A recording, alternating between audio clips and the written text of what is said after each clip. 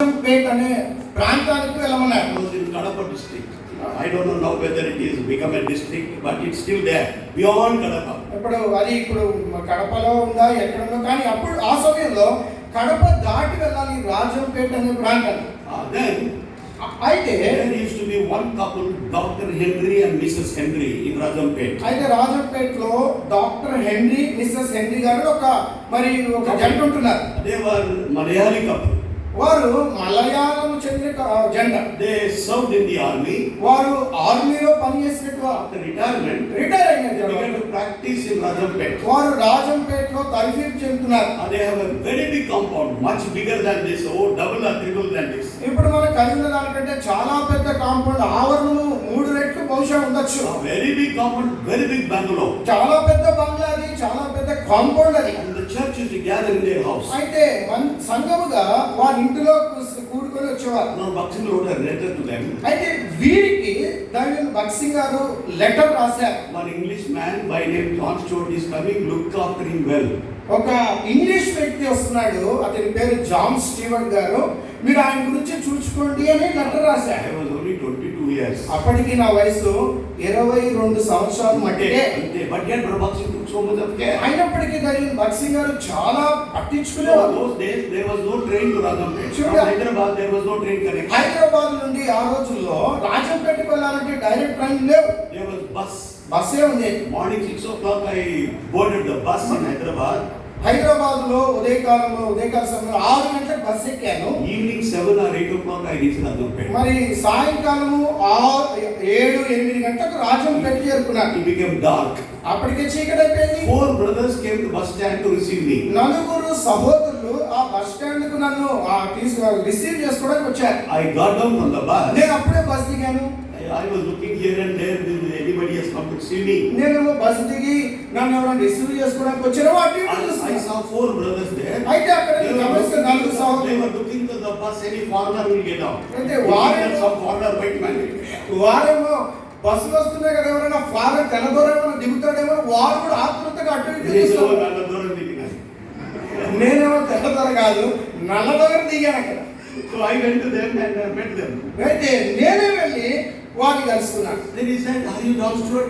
అయితే వారు అన్నారు, అంటే మీరేనా John Stewart? I said, "Yes." నేనే.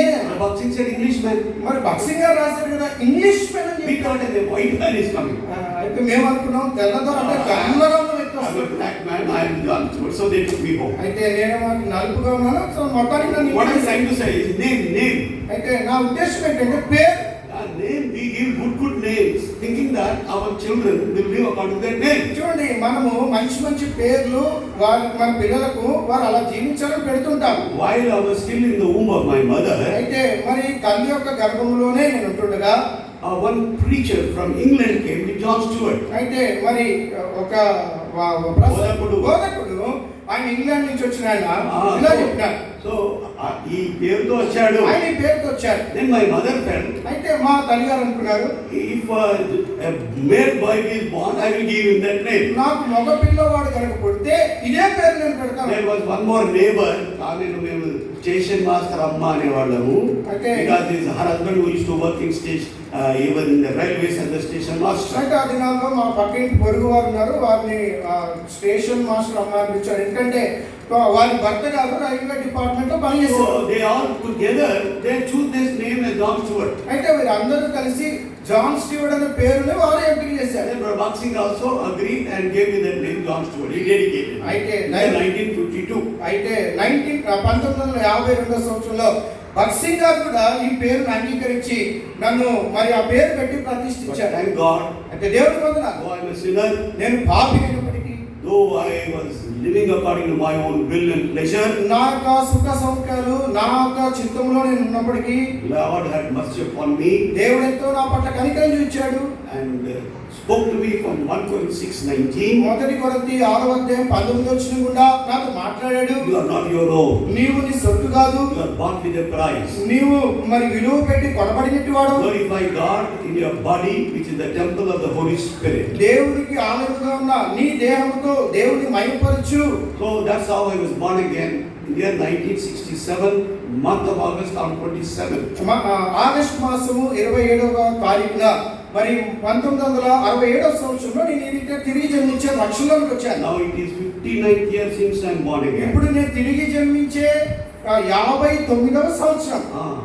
So Lord had mercy upon me. దేవుడు నా పట్ల అతి కనికరం చూపిస్తున్నాడు. So beloved, ప్రియమైన వాళ్ళారా, God wants each one of us to live according to our names which God has given to our parents. మన తల్లిదండ్రుల ద్వారా మనకి ఏవైతే పేర్లు పెట్టబడ్డాయో దాని ప్రకారంగా మనం చక్కగా జీవించాలని దేవుని యొక్క కోరిక ఇది. But many times we live contrary to our names.